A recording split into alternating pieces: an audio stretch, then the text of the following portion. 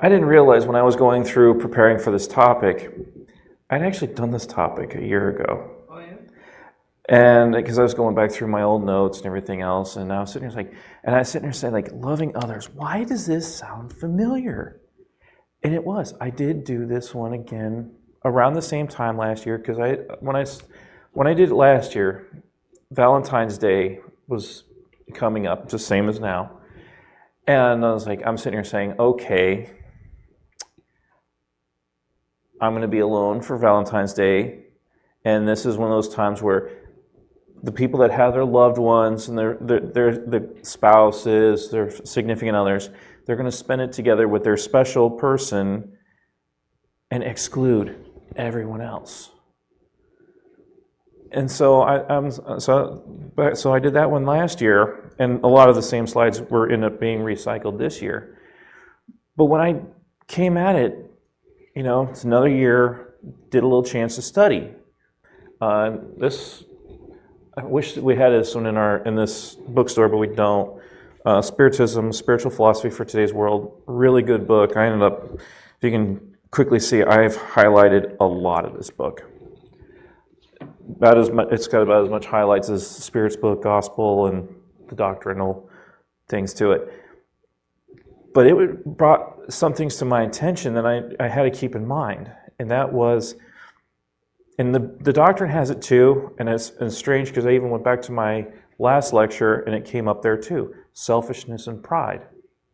So when I came back and says like, I'm doing this topic again, am I really doing it for your benefit or mine? And I had to sit there and think about it. I think I'm being a little selfish here. So I had to play around and redo not only the slides but my presentation, to sit there and say it's meant to be, we got to be looking out for beyond ourselves. We should be looking out towards other people. So,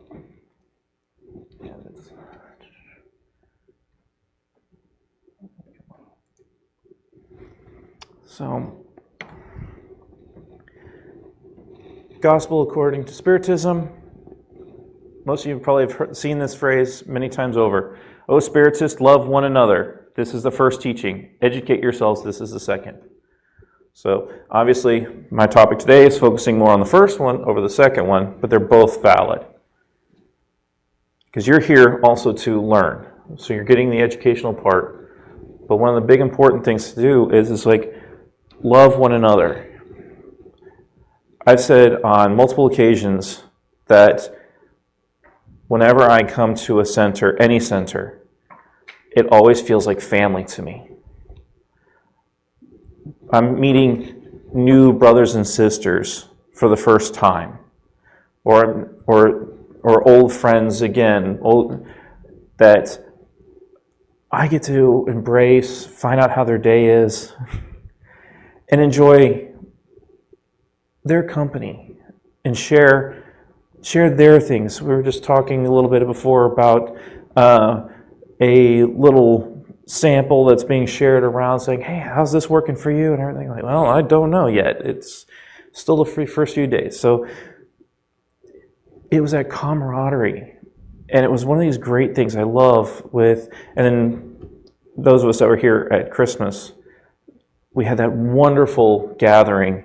The entire center, both groups, all here, sharing this wonderful space, having lovely meals, interacting with each other, and having a wonderful time. A time of love. At that time, that was a time of love and sharing. Now it's a time of love and caring.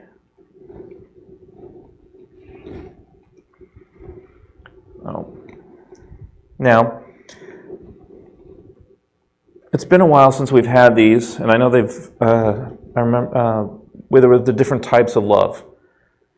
Some of you may know these things, and I went and pulled it up again. And one of the weird ones I saw in this type is they added a type of love that wasn't there before.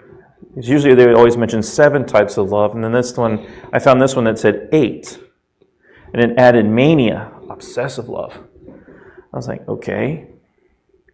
But you're looking through these, passionate love. Philia, deep friendship. Storge, familial love. Agape, universal. Ludus, playful love. Pragma, enduring love. Philauta, I think I said that one right. Self-love, and then of course mania, the obsessive one. Usually that last one's kind of shunned a little bit because as it says obsessive, and we know obsessors, and it's also usually has many ways of being. So this one is this little graph I pulled down from the internet. Possessive, and we don't want that within Spiritism. From our doctrinal teachings, we don't do that. But when you start looking at the other ones here, ways to show it: touch, shared beliefs, gratitude, kindness, flirting, smiling, showing interest, respect, and appreciation. Those are all good things to have. Those are all wonderful things.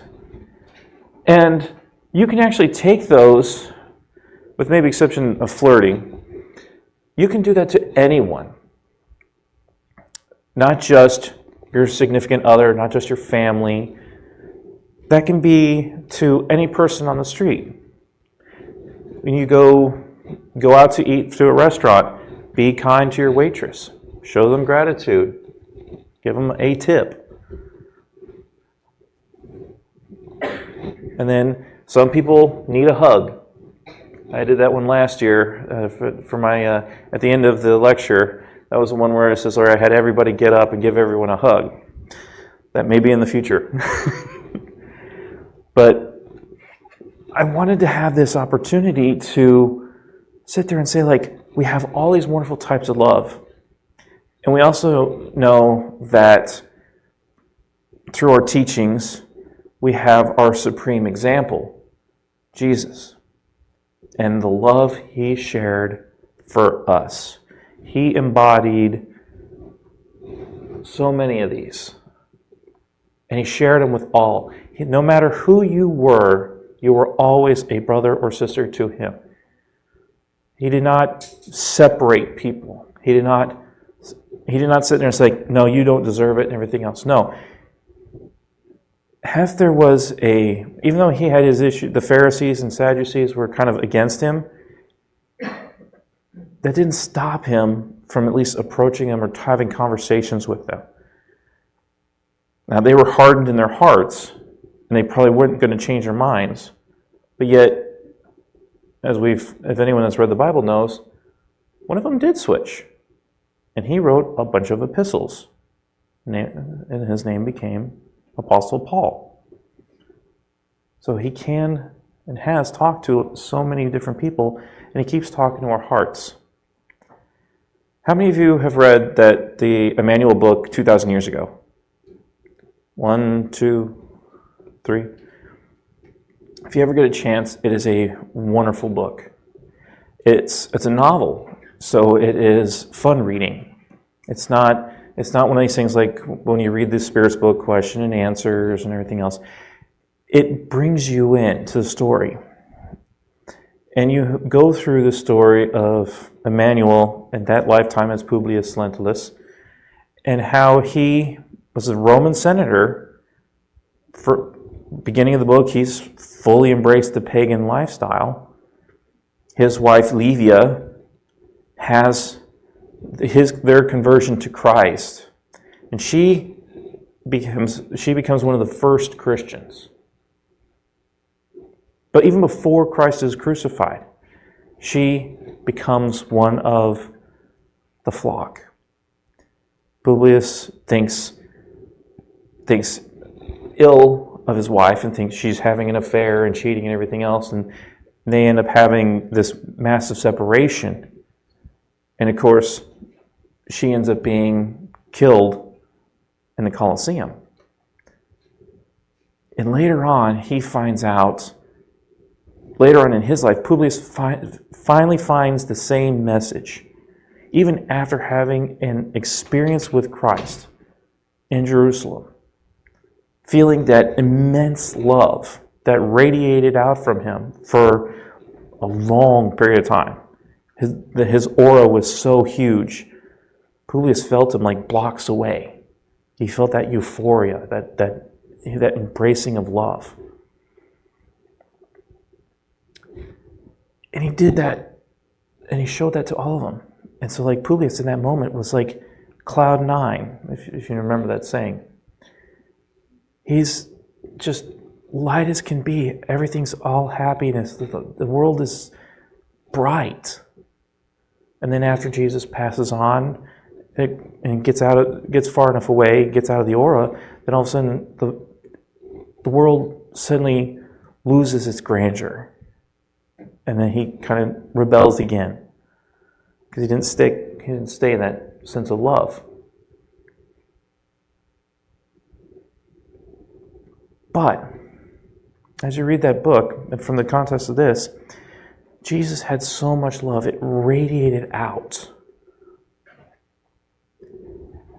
How many people do you know? I mean, I was watching, you can usually go on YouTube or Instagram, you see these little videos. There was this one video I just saw with this baby girl. And she hears her father coming home from work. Her face lights up. And she sees him, and then when she finally sees him, turns around and sees him, it's like, happy as can be. The love she has for her dad. She's a baby, doesn't even speak anything yet, but has that massive love on her face. How many of you have people that you know that you light up when they walk into the room? Just think about it. It's like, I go in and it's like, I come here and I light up seeing Al, Tim, and Livia, and all the others, workers of the center that I've known for so long. I see them.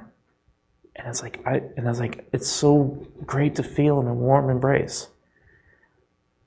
And when I did a lecture for Baltimore this last weekend, when the comment, as part of my introduction, they mentioned the same thing with me. It's like, hey, the goodness he radiates, it comes out. And it's like, and I sat there and I was like, but I'm just a person. And if you feel the goodness out of me, shouldn't we all be trying to do that? And that's what I grabbed onto when I was preparing this topic. It's like loving others. We should be the person that lights up a room. We walk in, and everyone's happy to see us. Wouldn't that be... I mean, yes, you may be having a bad day, but yet when you go to a place and you are welcomed, and people are happy to see you, not only because of the fact that you've cheered them up, but you also give it back. And so I started thinking about this. This is that action and reaction of physics. You do good unto others, good comes back to you. So giving love to others, that love comes back to you. So, and with everything going on in the world today, don't we think we need to show more love to each other?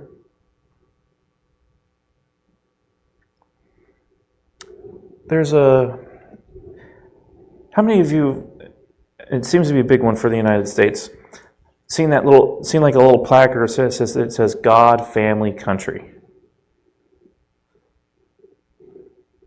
You've seen it, some of you have seen it. I had this discussion with somebody, and we were talking about how we need to promote love to all. And yet I started looking at that, and I was like, that saying can't be true. Because what are we doing? We're dividing. Yes, even Jesus was saying, love God above all others, and then love your neighbors as yourself. So then why do we have this little saying, God, family, country? We elevate our family above. But yet everything we learn within the doctrine, we're supposed to treat everyone as brothers and sisters. So universal love and familial love should be one and the same. So it should be God and humanity, because we are all brothers and sisters. There was the Spirit's Book question 799 that mentioned that we need to get over our prejudices based on caste, color, creed, everything else. Those are ways that we divide each other. And we separate each other into groups. But what's behind that? Is it through selfishness? Is it through pride? Is it through ego? Is it through some base passion? Like, I'm always right. Well, that's ego and selfishness and all wrapped into one. So you have to sit there and think about it. How can we look past our differences? Just like Jesus did. He had discussions. He talked with the people that wanted to persecute him. He talked to them. He had conversations. He wanted us to discuss. We can still have our differences, but at least our voices are heard. When I do Spirit Book discussions with the other centers, and soon, hopefully we'll be bringing that back here to this center, where we can start reading the Gospel, Spirit's Book, with discussions. I always find them very fascinating because of we read a passage, we read a question, and we discuss it. Because of your interpretation of it is different than mine, which is different than yours, which is different than yours, which is different than theirs. We've all taken different paths to get where we are in our life today. Not just in this life, but in all our past lives as well. We see things differently because of our past experiences. But that gives us insight. Does anyone know here? You know the basis of GPS, right? How our phones can find us using a satellite. It finds us by using different satellites that can see us up in the sky. Put that into the path ahead of us. You're charting your path, but all the rest of us are acting like our other little satellites. I might be able to see, saying, hey, you have a difficulty, you have an obstacle coming ahead. In warning you in advance, like, hey, I see troubled times ahead for you on your path. But I also see that there's another path, a way to go around the obstacle. Now, it's your choice whether you go through the obstacle, go through the tough time, or go around it. But that's only because I can see it from my point of view. Likewise, I may not be able to see what's over the horizon for me, but maybe you can. So when we do these discussions, and I'm wonderful that we're having new speakers coming up here, because now we're going to hear more of their perspective, their way of thinking. So we'll see how they understand things. I've mentioned it many times here. When I read the doctrine, I'm trying to figure out how it applies to my life. So I read things with the idea of how do I improve myself. But that doesn't mean someone else can find a different purpose for it. They may read, and they're sitting there saying like, they'll sit there and think like, I know how to do better at work using the teachings. Or how to, well, in this book here, it was even telling me, it was saying how government should be run, using the Spiritist doctrine and Bible-based principles, and even love. Could you imagine what would happen if we applied love to our laws and how they have to be universal and apply to ourselves? They says so much of our stuff, so much of the problems in the world disappear automatically. Because if you put things with love, you're starting to take the selfishness, the pride, the egos out of it. And so much of the doctrine, I can't believe how many times just re-reviewing and how many times I would see the word that we need to get over our own selfish desires. It's been one of the biggest banes for humanity for all this time. And why we keep being stuck where we are, why we still have to do all these trials of atonements, undergo corrective sufferings, when if we would just get over our selfishness, get over our pride, we'd open up and things would be so much better. I look at the two wars, Ukraine and Gaza. Both of them started for selfishness. Both of them started for pride. If they had love for who would be their opponents, they wouldn't have started it. There would not be those conflicts. How many other conflicts can be removed strictly by showing love to one another? So, love God above all things and one's neighbor as yourself. I mentioned that one before. I mentioned that one again, but it keeps getting hit hard. Not only is it in the Bible twice,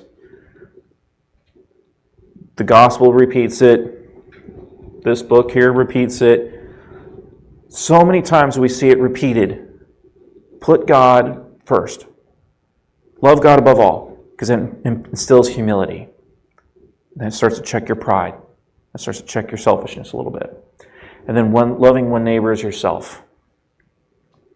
Put that effort in to see how, even though they may do wrong to you, still do right to them. Jesus mentioned turn the other cheek. Or if they steal your coat, give them your cloak as well. We're finding out that, especially within our teachings, we don't know the story. You don't even know your own past lives. The stories that you went through that led to why you are as you are today in this incarnation. So we have to give so much latitude to not only ourselves, but to each other. We don't know the circumstance. I'm driving up here. I'm coming up I-4. Everyone loves I-4, right? Why? I mean, in my profession, I see reasons on why it is bad as it is. I see ways that we can correct and fix it. Some of them are being implemented now. I'm seeing the construction going on. I'm seeing the stakes, and they're extending it out. I also know of future plans that they want to do to make things better. But then again, how long will it be when we make something better, then it's not good enough? We just, like it says, I just saw the news on the Wakaiwa being completed. So you can take 429 all the way around. I was like, yes. But how long will it be before that's not sufficient? Traveling around, going to all these different cities, especially places like New York, New Jersey, that grow so fast. And were designed around horse and buggy, not automobiles, certainly not semis. And yet, we've had to make modifications and try to make things work to allow different things to pass.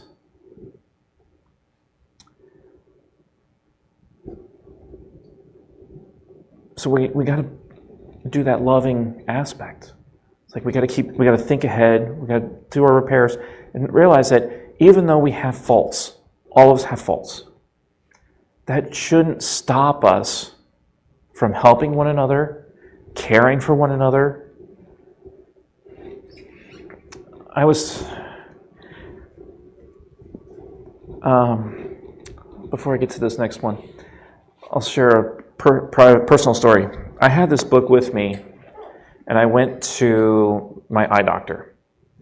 So it was just sitting there on the floor. I was reading it while I was waiting for my appointment. The eye doctor asked me, like, that's a fascinating book. Tell me about it. So I have a discussion with him for a good 5, 10, 15 minutes. So much so that it carries out. I go over to pay my bill, and we're still having this conversation. There's a person out there in the waiting room hearing this lovely conversation. I go, I pay the bill. My card was declined. Uh-oh. And I'm like sitting here like, oh man, what am I going to do? What am I going to do? Because I had a conversation about spirituality, treating everyone as brothers. I mean, literally, and that's when we were having that conversation about God and then humanity, not God, family, country, was in this meeting. The gentleman that was there in the waiting room, who didn't hear the first half of the conversation, he asked me, what's your phone number? I gave it to him. He Zelled me $500. I only needed $100 to pay the bill. And I asked him, do you want me to pay you back? No. We had a wonderful conversation. Go forth, do good. Keep doing good. That struck home. So I went home, prayed a lot, showed my gratitude, paid my bill too.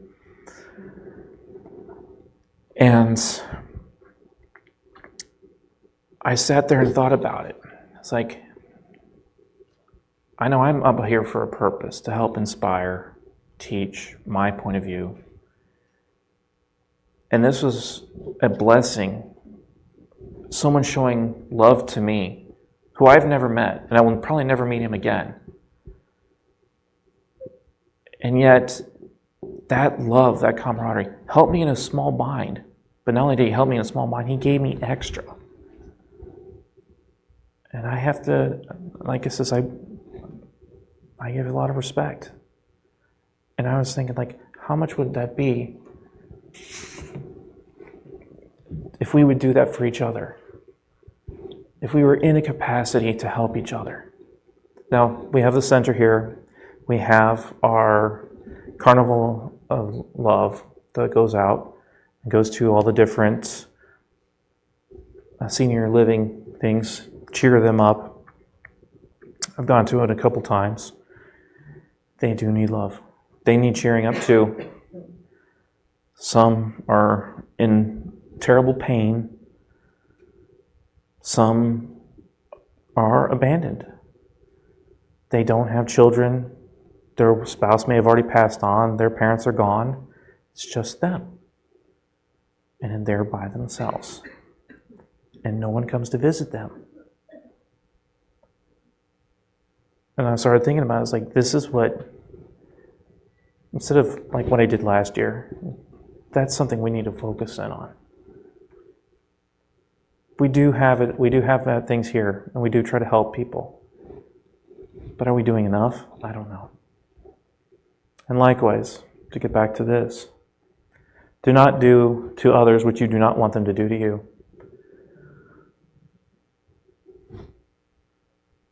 Having as much trouble as I do with being divorced and having my daughter's mother being so against me as often as it is, that one's been tough for me.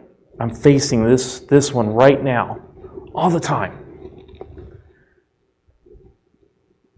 I get told so many hurtful things, and I just want to throw it right back. I get told hateful things. I get told lies. I get told all kinds of stuff.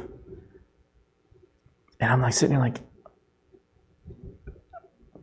I want to correct it all. Like, no, you're wrong. You don't understand. But is it helping or is it hurting? But then again, I keep thinking about, I see from her point of view, all she's doing to me. I'm like, do I want to do that? Not only to her, because it hurts my daughter in that case, but I keep looking at this as like, when I go back and reflect on her life and everything else, I'm sitting there like, she yells at traffic, gives everyone the one-finger salute, honks the horn, swears like a sailor.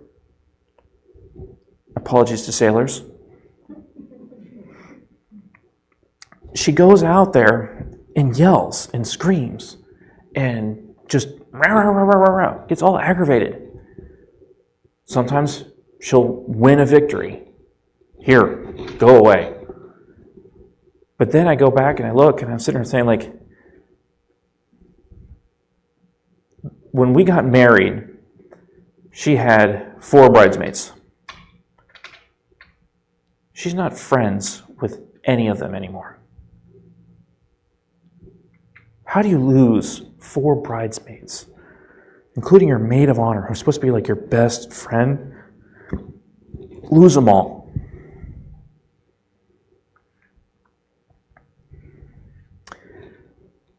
So I'm sitting there thinking that, like,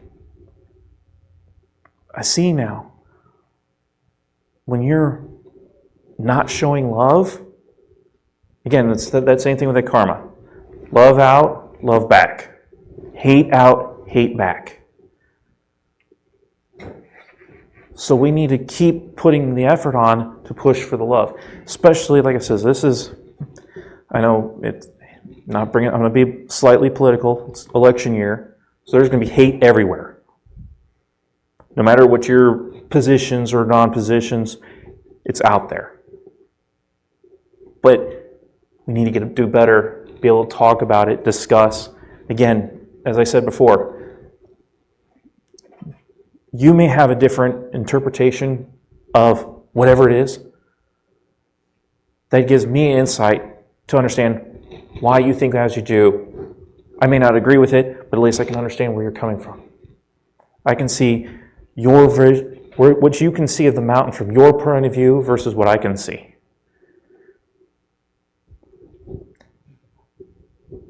Has everyone seen the photos of Yosemite with El Capitan, the Half Dome rock? From far away and to the side, it's a gorgeous sight. When you're standing at the base looking straight up, it is not. Or on the reverse, if you're on the top looking down, yeah, I'd better want to be tied off so I don't fall down. But that's a point of view.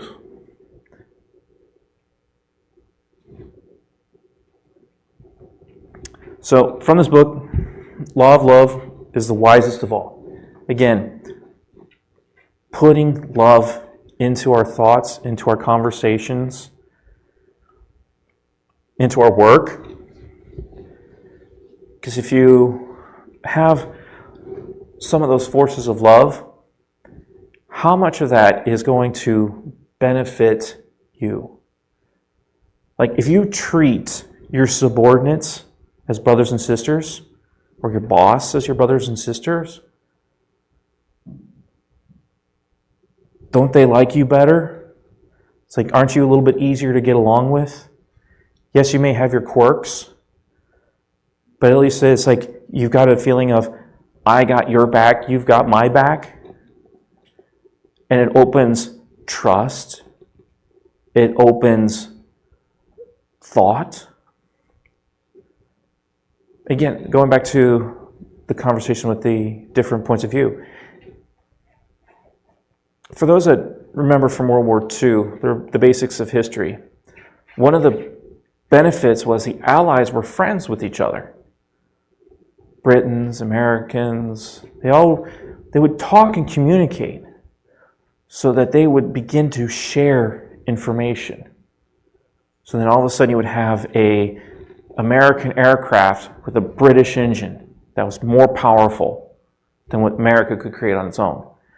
They would work together. They would collaborate and make things better. How much did we see that in the doctrine? And all the books after that. Andre Louise, Emmanuel. Collaboration is a big one. But then again, that requires at least an ounce of love. If I can modify one of Jesus' things, if you have love as a mustard seed, look what you can do with that. We even have, again, it's not Christmas anymore, but the Grinch. We all know the story of Grinch. His heart grew 3 sizes when he learned how to love.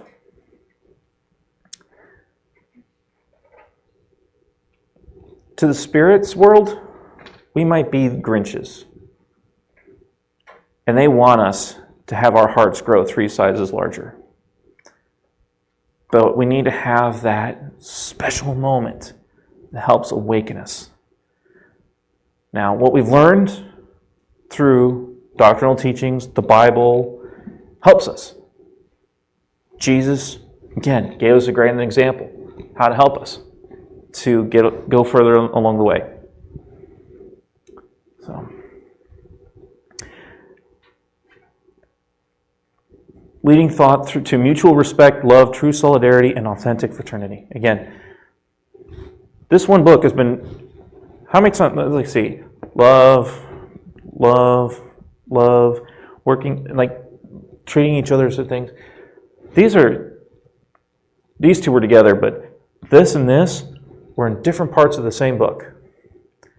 So it hits over and over and over again. And I know the gospel hits it over and over and over again, that we need to love one another.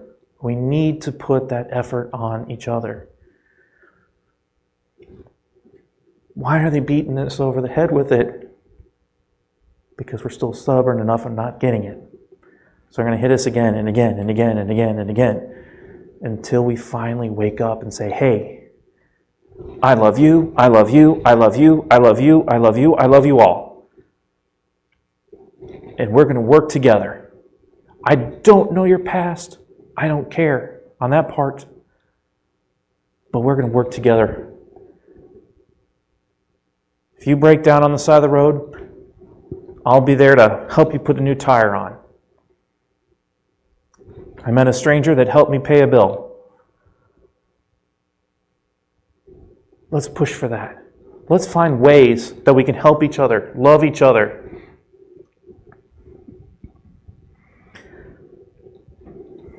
Joanna DeAngelis, this is more of a recent book from Empty Lives. Waken to true love. Start walking with those who live in solitude. Invest in those who yearn for love. You were reborn on the earth to love. Teach love. Sing love. Boy, we need to do karaoke night again. And demonstrate the excellence of love. Happy are those who understand the duty to help even when they need help. I can definitely relate to that last one. That one's it's been, at least in my own personal life, that's been a struggle, but I always try to help out others when I can. Even with whatever's going on in my life. It's like, you need help, I'm there.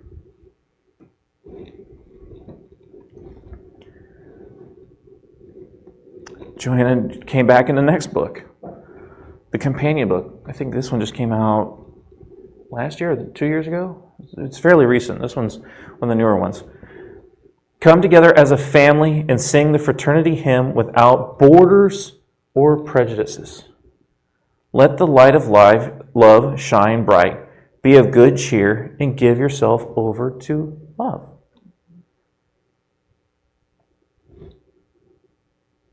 Again, there's a family, treating each other as brothers and sisters.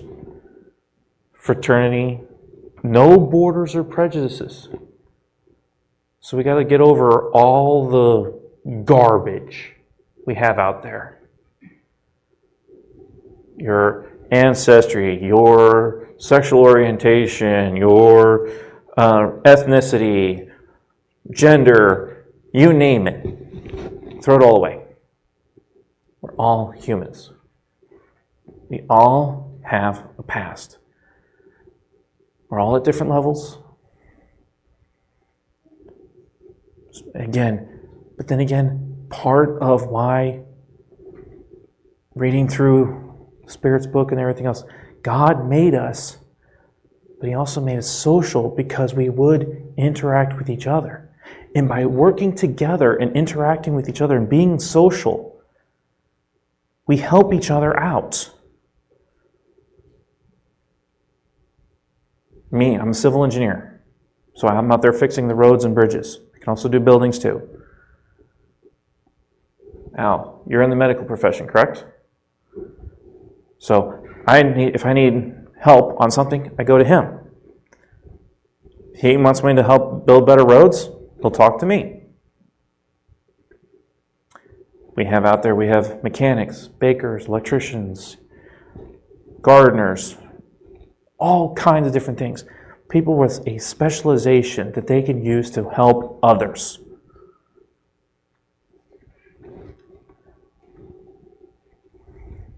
It'd be wonderful if the currency of society was actually love and not money. I go back and I reflect back on it. It's like Jesus even says, like, render unto Caesar what is Caesar's, because the coin is a man-made creation. We look in nature and everything else, and look in God. Even and even when we read Andre Louise, they don't use currency in Nussel law. They have merit hours. Do good, you get a little extra perks. Do idle, don't do anything, you kind of get like minimum wage.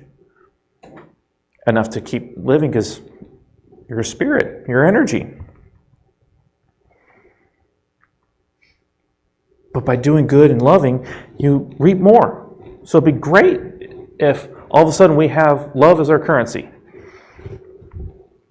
The amount of love I give you is the amount of love I get back.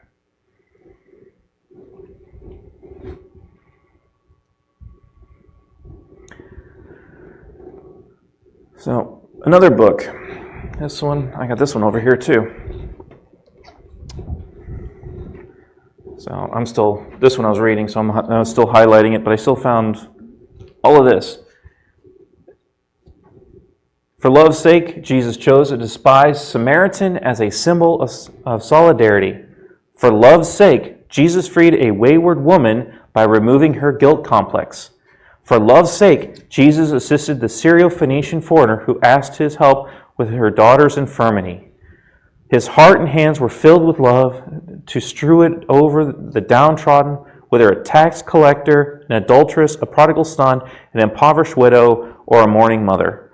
Love was always on his agenda, illuminating lives and assisting the needy in body, mind, and soul.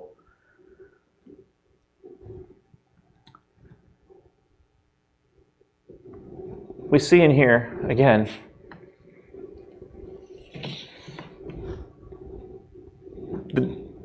to the downtrodden, not to the well-to-do and everything else. He helped all of it. He helped people that were despised. Tax collector, adulteress, and that's not. But I was like, the Samaritan was one of the people that the Jews didn't care for. So they wanted us to cast him off. But yet, he changed the parable to make the least of society the greatest in a parable. The priest passed. Banker passed on by. And yet there's this despised person that comes in, picks him up, takes him to an end, and says, here, take care of this man. Here's an advancement. And if you need any more, I'll be back through in a due time, and I'll pay you the rest.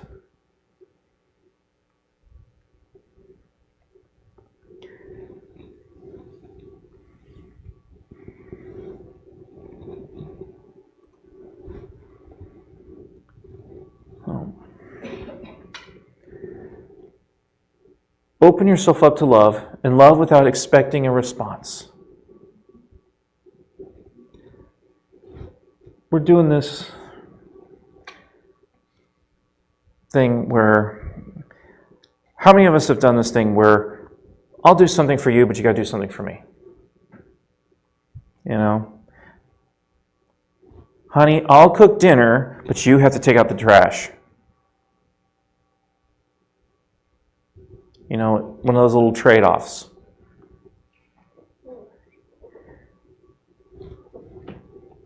We need to give that part up.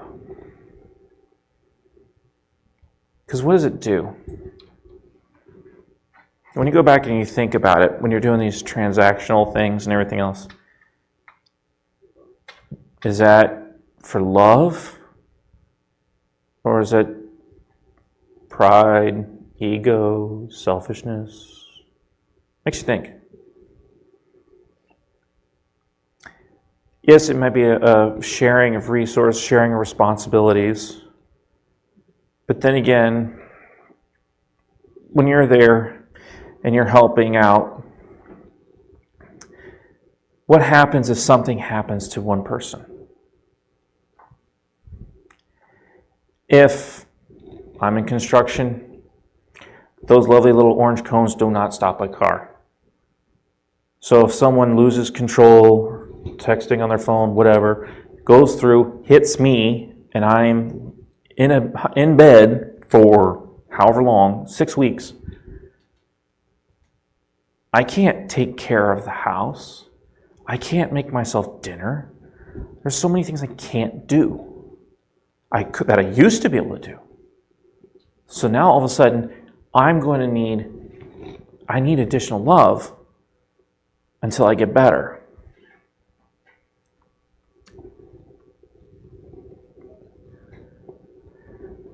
I was reading in a different book, not a Spiritist book. It's one of the Dennis Prager Rational Bible books. Love without expecting response.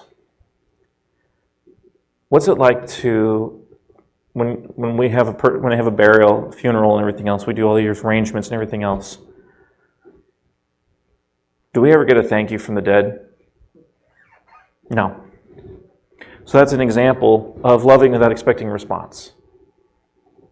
You know, going out, putting flowers on a grave.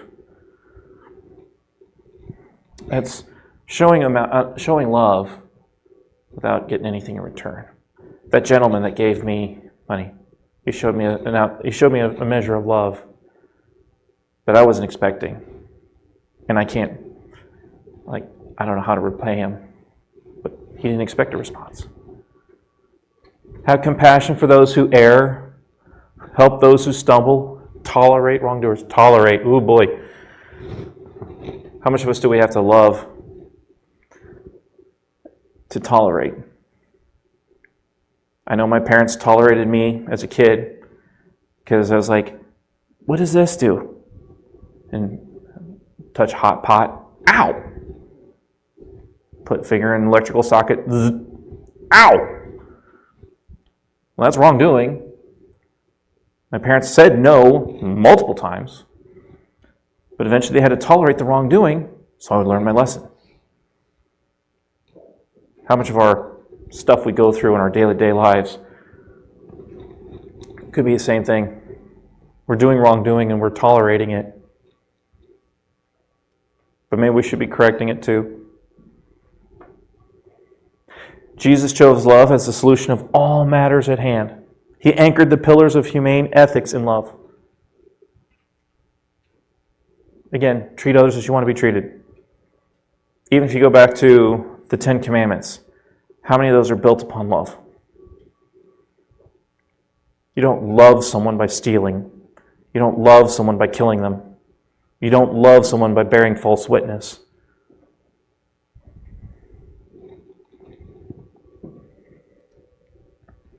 So I'm going to end up with this one here. I brought this one back from my last one a month ago. All of us are brothers and sisters because God calls all of us to Him. So reach your hand out to each other. So with that, said I was going to bring it back, so I will.